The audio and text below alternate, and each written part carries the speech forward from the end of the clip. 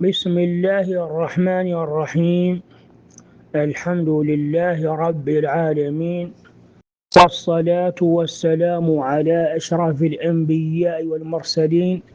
نبينا محمد وعلى آله وصحبه أجمعين. أما بعد، فهذه شجرة نسب السادة الشرفاء الفزاز في تقانت والعصابة والحوض الشرقي، وهم أبناء السيد الشريف الفزاز، واسمه هنون ابن إعلي ابن بكار ابن قيسوم ابن أعمر ابن الذيب ابن أعمر ابن فحفاح ابن مبارك ابن محمد ابن عثمان ابن مغفر ابن أودي ابن حسان الصغير ابن موسى ابن حامد ابن سعيد ابن حسان الكبير ابن مختار ابن محمد ابن عقيل ابن معقل ابن محمد ابن علي ابن موسى الأكبر ابن موسى الهراش ابن محمد العالم ابن جعفر الأمير ابن إبراهيم الأعرابي ابن محمد الرئيس ابن علي الزينبي ابن عبد الله الجواد ابن جعفر الطيار رضي الله عنه وأرضاه. هذه شجرة نسبهم، كما شجرها وخطها بيمينه ووقع عليها وختمها بختمه فضيلة الشيخ الإمام السيد شريف النساب المؤرخ محمد سعد بوه ابن حماه الله ابن سيد بكر آل عمر طالب الناصري، حفظه الله ورعاه من كل سوء، مؤرخ موريتانيا ونسابة بني معقل ومفخرة بني حسان، فجزاه الله عنا وعن السادة الشرفاء خير جزاء. فقد حفظ وصية النبي صلى الله عليه وسلم بأهل بيته، حيث قال في أكثر من حديث: أذكركم الله في أهل بيتي قال ثلاثا، وقال: إني تركت فيكم ثقلين أحدهما أعظم من الآخر، كتاب الله حبل ممدود من الأرض إلى السماء، وعترتي أهل بيتي، وإن اللطيف الخبير قد أخبرني أنهما لن يفترقا حتى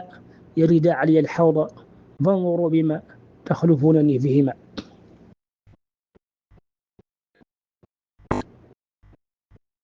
وامتثل بذلك أمر الله سبحانه وتعالى، إذ أمر رسوله صلى الله عليه وسلم أن يخبر الناس أنه لا يبتغي منهم أجرا على تبليغ هذه الرسالة التي هي خاتمة الرسالات، وهذا الوحي الذي لا وحي بعده، أنه لا يسأل الناس أجرا على تبليغ هذه الرسالة وهذه الأمانة إلا أن يرقبوه في أهل بيته، وأن يعرفوا لأهل بيته حق قدرهم وحق معرفتهم، وأن يعظموهم ويوقروهم ويبجلوهم إكراما له عليه الصلاة والسلام. قال تعالى: قل لا أسألكم عليه أجرا إلا المودة في القربى. وقال تعالى: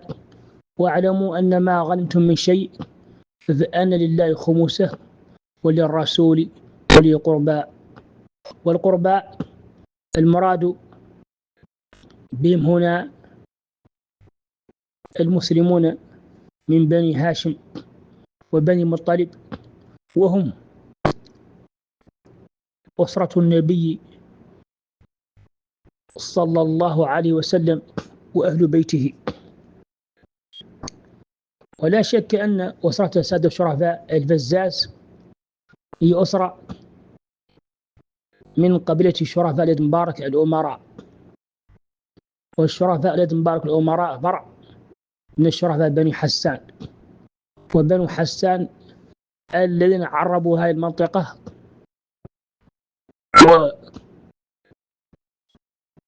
وأقاموا إمارات في هذه المنطقة، وكان وجودهم في هذه المنطقة يعتبر فتحا جديدا لهذه البلاد، حيث استحكمت العجمة في هذه البلاد، ولم تكن ثمة مؤلفات معروفة في صحراء موريتانيا، ولم تكن ثمة أشعار ولا آداب عربية معروفة قبل مقدم بني حسان وفرضهم اللسان العربي على سكان هذه البلاد من العجم. فبنو حسان بطن من بني معقل، وبنو معقل بطن من عقيب علي الزينبي ابن عبد الله الجواد ابن جعفر الطيار رضي الله عنهما وارضاهما. وعلي الزينبي نسب إلى أمه زينب بنت علي بن أبي طالب رضي الله عنه وارضاه من زوجه فاطمة بضعة رسول الله صلى الله عليه وعلى آله وسلم، فصار لقب بعلي الزينبي، فهو جده رسول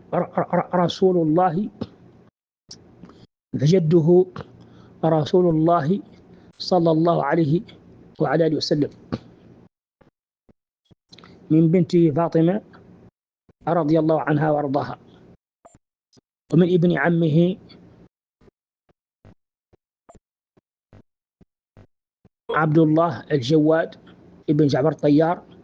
رضي الله عنهما وارضاهما. فناهيك به من نسب شرف ومن حسب كرم، فهم من خير بيت وجد على وجه الأرض. هذا وصلى الله على نبينا محمد وعلى آله وصحبه